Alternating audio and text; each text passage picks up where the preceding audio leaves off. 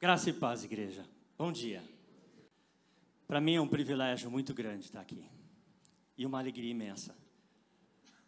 Certamente, um propósito de Deus e uma história reconstruída. Porque eu sou um daqueles improváveis. Sou um daqueles que jamais estaria num lugar desse, ainda falando dessa forma e aqui. É uma alegria muito grande. E eu vou ver se eu me controlo para não me emocionar, porque, de fato, a emoção toca bastante o meu coração. Dadas as circunstâncias e a vida da qual eu cheguei até aqui, né? Meus pais tiveram uma dura vida, vieram do interior de Minas Gerais, do interior do Espírito Santo, da roça. Vieram ganhar a vida em São Paulo para uma vida melhor. E se esforçaram, deram sangue para poder estar educando os seus filhos, mas as condições limitadas às quais a gente vivia nos trouxeram algumas marcas, nos trouxeram algumas lembranças das quais eu tive que conviver boa parte da minha vida. Praticamente, mais da metade dos amigos de infância já não existem mais.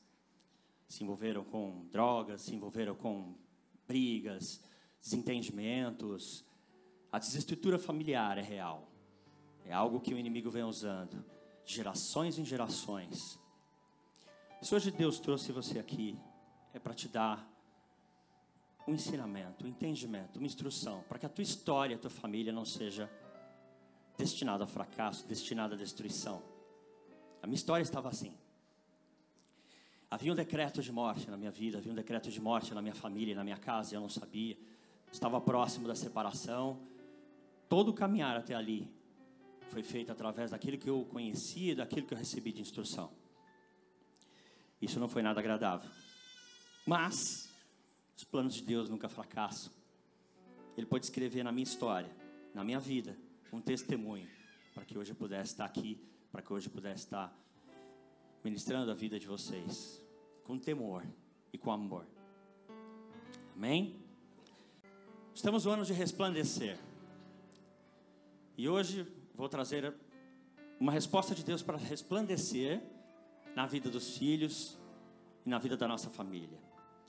E quais os impactos que existem em nós quando a gente anda pelo mundo, quando a gente anda segundo o nosso próprio entendimento. E Deus, somente Deus, pode discernir aquilo que a gente precisa para caminhar. Todos nós queremos ver nossos filhos abençoados, queremos ser usados por Deus para ministrar, para trabalhar, para estar na obra, para ser uma bênção no mundo, ir além daquilo que a gente imagina, ir além daquilo que a gente determina para a nossa própria vida. E ninguém quer uma casa destruída, ninguém quer filhos destruídos. Todo mundo quer bênção, todo mundo quer trazer o melhor para os nossos filhos, não é mesmo? Então hoje nós vamos aprender na palavra de Deus o que a gente precisa dele para discernir o nosso entendimento, amém? A gente aprendeu durante toda a série de Atos a entender como funciona nosso coração, nossa mente, nossa alma, nosso espírito. São ferramentas que Deus nos deu para que a gente possa então saber usar, saber compreender aonde e a hora e o momento que temos que parar e ouvir a voz de Deus e a voz do Espírito Santo, para que a gente possa cumprir a boa, perfeita, agradável vontade de Deus em nossas vidas. Amém?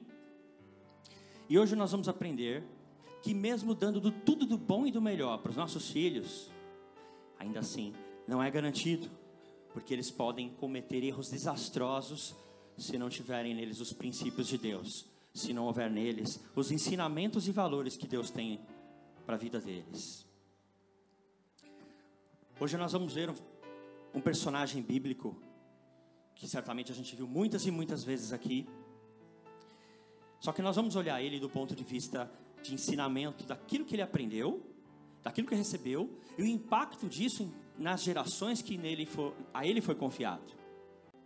Pensa numa criança bonita, vistosa, só que a sua mãe pobre, escrava, não tinha condições de educá-lo. Ela pensou num plano, estabeleceu uma estratégia, combinou lá com os irmãos, com a família e executou. Imagina essa mãe preparando um cesto, borrando lá de piche, colocando umas proteções em volta para o cesto não afundar. Pensa você colocando seu próprio filho num cesto e empurrando pelo rio abaixo. Lógico, ela tinha feito um plano e sabia que a princesa, filha do faraó, estaria ali para poder observá-lo. E de fato, essa criança, mas pela graça de Deus esse cesto não afundou, e pela graça de Deus também essa criança pode ser recebida nas mãos da princesa, e que tomou graça pela criança. No fim, a própria mãe biológica acabou amamentando essa criança e um tempo depois entregou para ela morar no palácio. A criança recebeu, cresceu com todo conforto, tendo acesso a tudo de bom e do melhor que o mundo podia te dar. Tinha servo para te atender, tinha gente para carregar ele para aqui e para ali, tinha acesso a comida, bebida mais nobre da ocasião. Pensa aí na comida mais nobre que você já viu, mais cara, aquele prato mais caro. Essa criança tinha acesso a tudo isso. Tinha uma mansão para morar, tinha servos, tinha professores, tinha líderes escolhidos para poder lhe ensinar uma vida que pediu a Deus, não é mesmo? Só que Deus, por ter feito essa criança, conhecia o coração dela e sabia que mesmo com toda a mordomia, com tudo aquilo que ela recebesse, ainda dentro do coração dela tinha algo mais. Aqui você já deve ter percebido de quem eu estou falando. Então eu vou pedir para você estender suas mãos para cá e vamos orar. Graças te damos, Deus, por esse privilégio. Graças te damos, Senhor, pela tua palavra, pela tua instrução. Que não sejam palavras humanas, que não seja uma instrução vinda de boca de homens, e sim a tua, Senhor. Abre os céus. Derrama, Senhor, aquilo que vem do teu Espírito Santo para que possa edificar a minha vida, a vida dos meus irmãos. Eis-nos aqui, Senhor, a ouvir e entender, que possamos sair daqui diferentes, que possamos sair daqui transformados, com uma nova semente, uma nova esperança de vida. Em nome de Jesus, amém.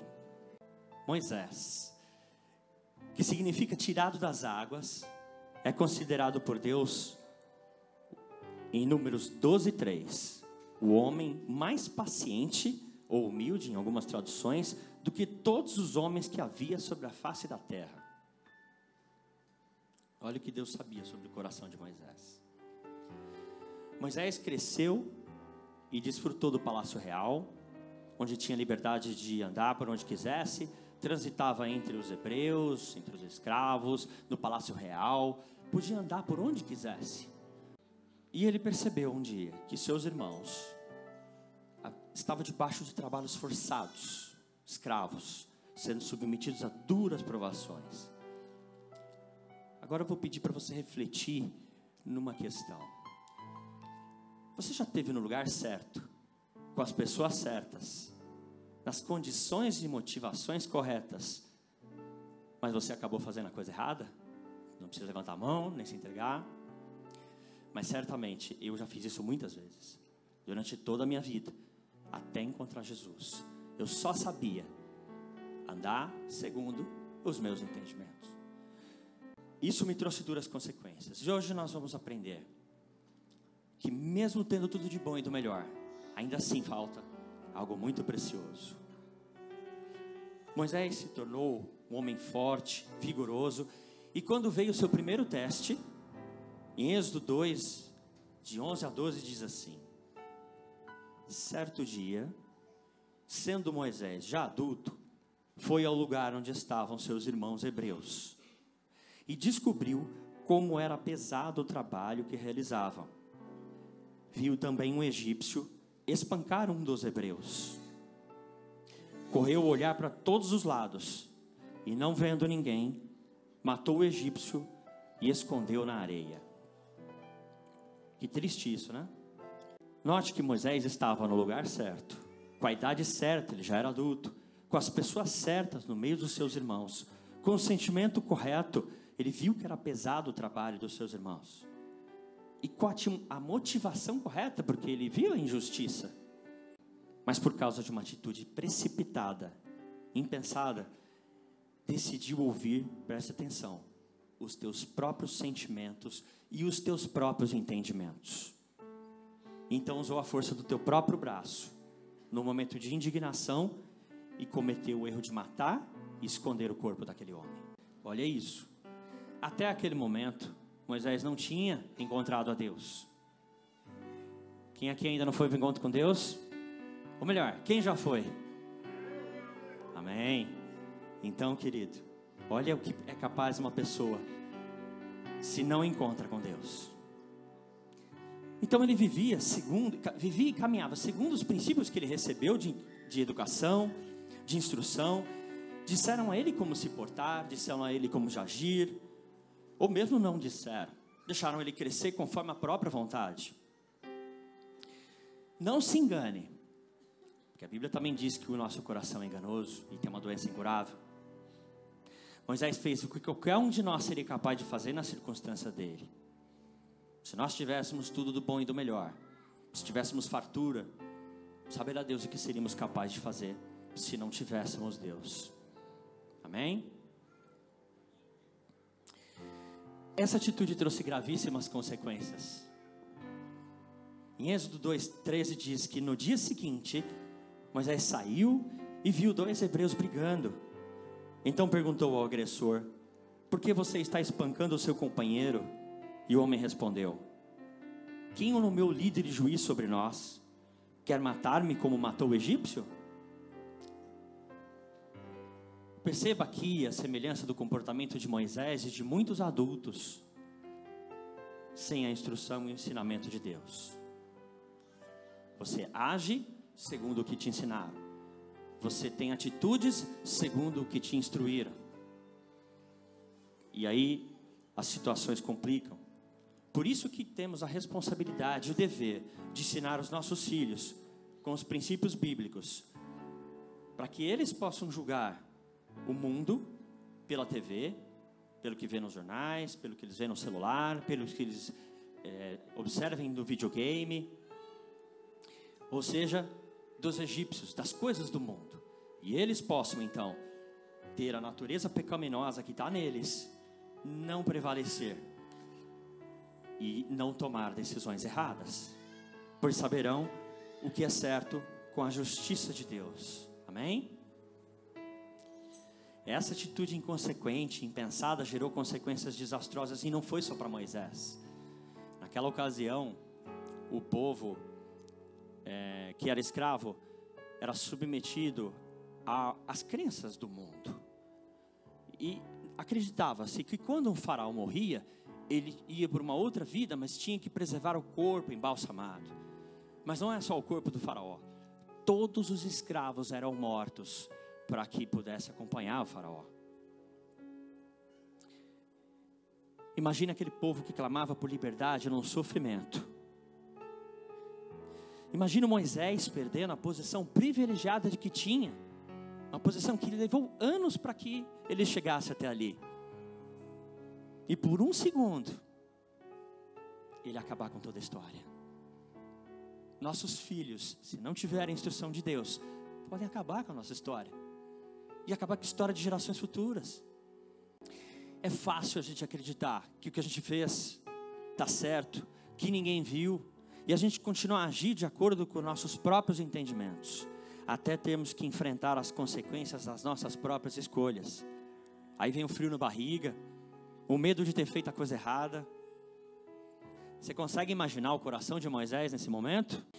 Ele pensou que tinha feito a coisa certa, ele tinha certeza que tinha motivo suficiente para sustentar a decisão. Achou ainda que tinha moral e autoridade, tanto que ele voltou lá no povo, com aquela cara mais deslavada. Conhece gente assim? O cara comete o erro, não percebe e ainda volta lá. E com a cara assim de que eu estou com autoridade. Quando eu estava montando essa palavra, o Espírito Santo me levou profundamente a refletir. Quantas vezes agimos por nossa razão e emoção, achando que a gente está certo? Se o Egito antigo pode ser comparado ao mundo secular e às suas vaidades, então a gente pode afirmar que matamos um egípcio toda vez que usamos o nosso julgamento, tentando vencer o mundo do nosso jeito, com a força do nosso próprio braço, e deixando de avaliar cada atitude que tomamos. Muitas vezes temos a dificuldade de perceber que estamos tomando a escolha errada. Por isso devemos aprender com nossos erros e voltarmos para Deus antes de tomarmos a decisão. E você que ainda não teve encontro com Deus, eu coloco aqui no teu coração essa vontade de você poder estar recebendo isso de Deus, poder estar buscando essa sabedoria para mudar a tua vida e a tua história. Amém? E quando a gente tem essa dificuldade, a gente acaba escolhendo a coisa errada, mas ao aprender de Deus, a gente pode tomar essa decisão correta. Só que algumas pessoas vão tomar essa decisão por amor. Elas vão ouvir sacerdotes experientes, elas vão ouvir seus pastores, seus líderes, e vai colocar o entendimento e a palavra de Deus em prática e os seus mandamentos. Mas outros vão ter que seguir pela dor e ter que aturar e aguentar, sofrer as consequências das suas escolhas. Em Êxodo 2, 14 a 15 diz: Moisés teve medo e pensou: com certeza tudo já foi descoberto. Quando o faraó soube disso, procurou matar Moisés, mas este fugiu e foi morar na terra de Midian. Preste atenção, como o mundo não dá valor à vida. Ele morava no palácio, ele era tido como filho da princesa do palácio. E mesmo assim, o que o faraó quis quando descobriu? Matá-lo. O mundo quer te matar. João 10,10 diz que, Senhor, perdão, os louvores e a história da minha vida me vê como o inimigo foi cruel e como o inimigo foi traçando esses planos. E quando a gente não tem o ensinamento de Deus, o caminhar é pesado, o caminhar é difícil. O inimigo vem para matar, roubar e destruir a tua vida. Não confia no mundo, não confia nas pessoas que estão aí fora, porque só Jesus tem plano para te fazer prosperar. Só Jesus veio para te dar vida e vida em abundância. E hoje, se eu estou falando para vocês, dado o decreto de morte que havia na minha vida, é sinal de que você também pode ter esse milagre, receber esse milagre na vida da tua casa e na vida da tua família. Acabar com a destruição que o mundo colocou ali, discussões, brigas no celular. Você nem sabe por que briga, você nem sabe por que discute, mas é uma semente plantada, enraizada, desde os teus antepassados, para que isso seja desse jeito. Mas hoje você vai mudar a tua história, hoje você vai mudar a tua vida, hoje você vai receber um novo de Deus, e todas as suas gerações daqui em diante vão refletir a glória de Deus, vão poder prosperar, amém? Moisés fugiu dos propósitos de Deus e se casou, teve filhos, foi viver conforme a própria vontade. Eu fiz o mesmo, tentei levar meu casamento da mesma forma, só que na minha vez foi diferente, né? Eu não era rico e estava no palácio, eu estava pobrinho, mas Deus tem um propósito para tudo. E o que aconteceu com o povo hebreu foi muito mais triste, porque todos eles tiveram que ser sacrificados. E pior, aguardaram 40 anos para que Deus chamasse Moisés, para que pudessem ser libertados. Certamente muitos hebreus não resistiram por conta dos trabalhos forçados e acabaram também sendo sacrificados. Deus se entristece ao ver seus filhos sacrificados pelo mundo por causa de uma decisão errada de um sacerdote e um líder chamado por Deus. Se você tem seu chamado, se Deus colocou no teu coração o teu ministério, escolha o caminho certo, porque muitas vidas podem estar sendo ceifadas porque você não escuta o chamado de Deus e não obedece. E assim como naquela época os escravos eram mortos para acompanhar o faraó, quantas pessoas no dia de hoje são escravas do mundo, estão morrendo porque líderes, sacerdotes, professores, empresários, pastores, igrejas não estão procurando conhecimento de Deus para transferir para os seus filhos. Não só os filhos naturais. Quando a gente fala educando filhos à maneira de Deus, também educando filhos espirituais. Aquelas pessoas que Deus colocou na tua vida para você poder instruir, para você poder guiar, para você poder conduzir. Você precisa de entendimento, sabedoria e conhecimento para isso. Ao invés disso, ficam perdendo tempo, criticando e brigando uns com os outros entre irmãos, cristãos, ao invés de buscar a sabedoria de Deus para ter estratégias e usar a posição privilegiada que Deus te colocou e te confiou para você cumprir os propósitos do reino dele. Amém? Um pouco dura a palavra até aqui, mas vamos entender aquilo que Deus quer nos ensinar. Então, a palavra de Deus em Provérbios 3, de 1 a 7 nos ensina: meu filho, quem é filho de Deus aqui? Meu filho, não se esqueça da minha lei, mas guarde no coração os meus mandamentos, pois eles prolongarão a sua vida por muitos anos e lhe darão prosperidade e paz. Que o amor e a fidelidade jamais o abandonem. Prendas ao redor do seu pescoço, escrevas na tábua do seu coração, então você terá o favor de Deus e dos homens, e boa reputação. Confie no Senhor de todo o seu coração, e não se apoie no seu próprio entendimento. Reconheça o Senhor em todos os seus caminhos, e Ele endireitará as suas veredas. Não seja sábio aos seus próprios olhos, tema ao Senhor e evite o mal. Mas e na prática? Como é que eu vou fazer isso? Como é que eu vou obter conhecimento, entendimento, sabedoria? Como é que eu vou corrigir os meus caminhos para corrigir os caminhos dos meus filhos? Simples assim. Ouvindo conselhos. Conselhos que você vai receber. Olha o que tem em Provérbios 19, 20. Ouça conselhos, aceite instruções e acabará sendo sábio. Só que não é qualquer conselho. Se você ouvir o conselho dos egípcios, se você ouvir o conselho da TV, se você ouvir o conselho daquilo que você tem no mundo, certamente você não vai acabar bem. Há aqui também conselhos, daquilo que o Danilo falou, do quão destrutivo é. Você precisa prestar atenção nisso. Mais terrível do que ouvir um conselho de um ímpio, é ouvir o conselho de um desviado. Lembra de Jonas? Se você tiver um Jonas no teu barco, para quem não conhece a história de Jonas, aquela história do profeta, que Deus falou para ele, vai para cá, e ele foi na direção totalmente contrária, ele se desviou do que Deus tinha para ele,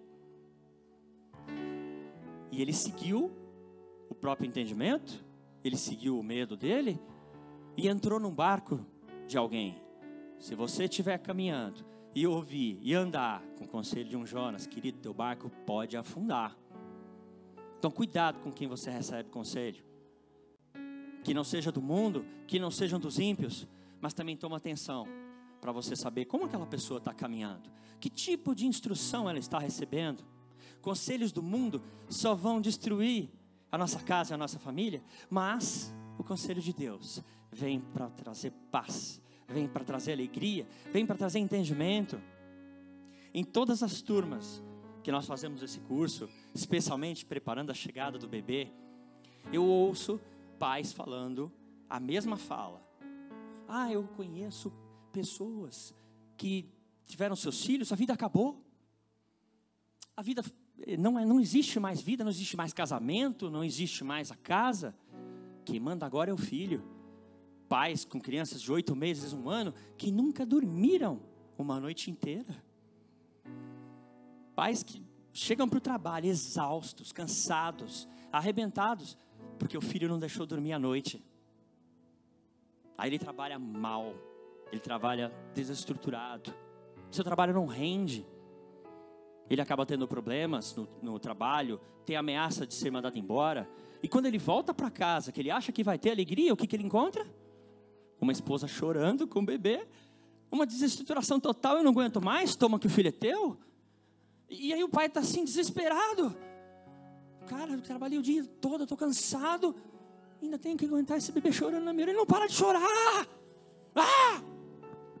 Querido, você é do pastor Kamal, né? Eu ouço sempre essa história, E essa é a história do mundo, a história dos egípcios, para a vida de todas as famílias. Total destruição desde o começo, desde o bebezinho. Um bebezinho sendo instruído por quem? Pelo mundo. Nós nascemos do pecado, não se engane, o teu filho vai conduzir tua casa? Ele não tem um ensinamento, a instrução de Deus, por mais que você conduza ele, até a hora dele se decidir por batizar. Até esse momento, você tem responsabilidade pelo teu filho, você que vai instruí-lo e conduzi-lo para que ele possa então estar em harmonia com a casa, e não o contrário. E o curso Preparando a Chegada dos Bebês mostrou isso para esses pais. Porque uma criança, por incrível que pareça, conduz uma casa. Todo mundo vive em torno do bebê que chegou. Pai, mãe, avô, avó. Bonitinho.